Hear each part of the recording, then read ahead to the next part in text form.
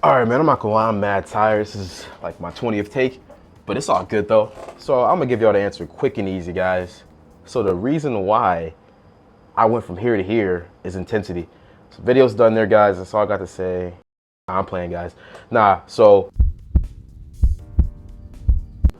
how I did it with intensity is first by failing and going through the high volume route. The high volume route is so appealing. You get the pump, you have the, wow, I moved 100,000 pounds today. Oh, wait, but how much of that was actually done towards failure? Probably a small percentage of it. Because when you're chasing high volume, you're chasing the pump and whatnot, you start to miss the main point of training for hypertrophy. It's failure. And which is easier to hit failure with? Intensity. So if you're that guy that's chasing the pump, that's chasing the feeling of the high volume, you're missing out on a lot of gains. You're wasting a lot of time. You're moving a lot of dead weight for no reason, and you're most likely not even hitting failure with the high volume. Hitting failure with high volume is extremely difficult, extremely hard to do, and most people can't do it. I don't believe most people can train high volume and get away with it. You know, maybe with legs you can kind of get away with it a little bit more than every other muscle, but you're really not gonna experience the true gains of lifting if you're doing high volume. So I recommend switching over to intensity and locking that in. Even with muscles like the side delts and the biceps, you can still train intensity with those. Actually, fairly easy, and you'll save a lot of time too. So every time I hit my side delts, I do drop sets. First set is extremely heavy. The weight's like going like, not even going fully up, but I'm still, getting that. I still feel the tension. Oh my gosh, the feeling I get from those heavy side delt raises. Oh my gosh, that's a feeling I can't explain. Like my side delts are on fire after that. And you don't understand that it's a small muscle. You can train it with high weight.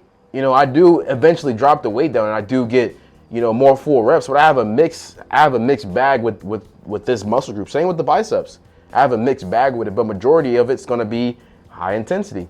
High intensity saves you time, and it makes sure that you're not lifting weight for no reason. It puts a laser focus on the weight you're moving, because 9 times out of 10 you're not going to be lifting 80% of your 1 rep max for over 12 reps. I mean, unless you're some type of, that's not your real 1 rep max then. So it kind of lasers you into, all right, I'm in the gym, I'm here to build muscle, and I'm here to train the failure.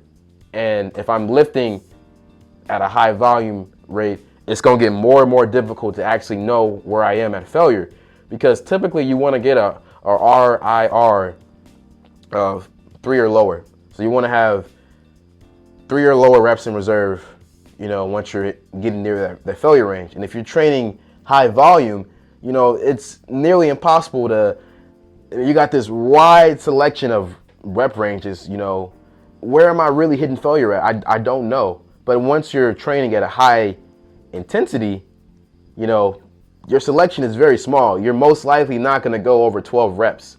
Ideally, you won't be. I like to stay in that, depending on the workout, I like to stay in the 6 to 10 range. And that range does me justice. It makes sure I'm not moving useless weight, because there is an area on the curve. It's I'm not sure the mathematic term, but it goes like this. There's a certain point where you're not getting, it's diminishing returns. You get to a certain point, that's the max amount of hypertrophy I can get from this set. Doing anything more than that, I'm not getting any benefit. And it actually starts to be detrimental, because, you still have to recover from those useless reps. And that's why it's more ideal to lock in with the higher intensity, so you don't have to worry about lifting useless weight.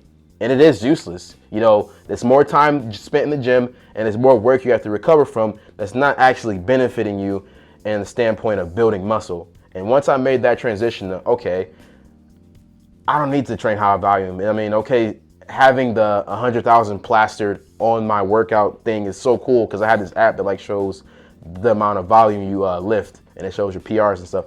But that is not okay. Cool. I mean, I hit that number, but what does that actually mean in the grand scheme of things of actually training to failure?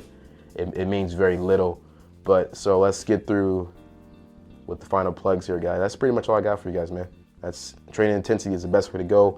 And that's how you lock things in. So let's get through the final plugs here, guys. If you're serious about lifting and making that transition over to being a well-rounded athlete in the gym and building muscle, then hop on my fitness consultation where we sit down and talk, and we get on a 30-minute call and we discover what you need and how we can get you from here to there in the span of time that you want. So lock in with that. And if you're just getting started and you don't really know, you're not that sure about what you're looking for, you're just getting into the gym, hop into my beginner plan where we can lock you in with a free workout plan. Put your email in, I'll send it out to you. It's simple, easy, it hits all the workouts, hits all the muscles, and that's it, guys. But to sum it up, guys, train with intensity, lock it in, and be consistent. That's it, guys. See you on the next one. Peace.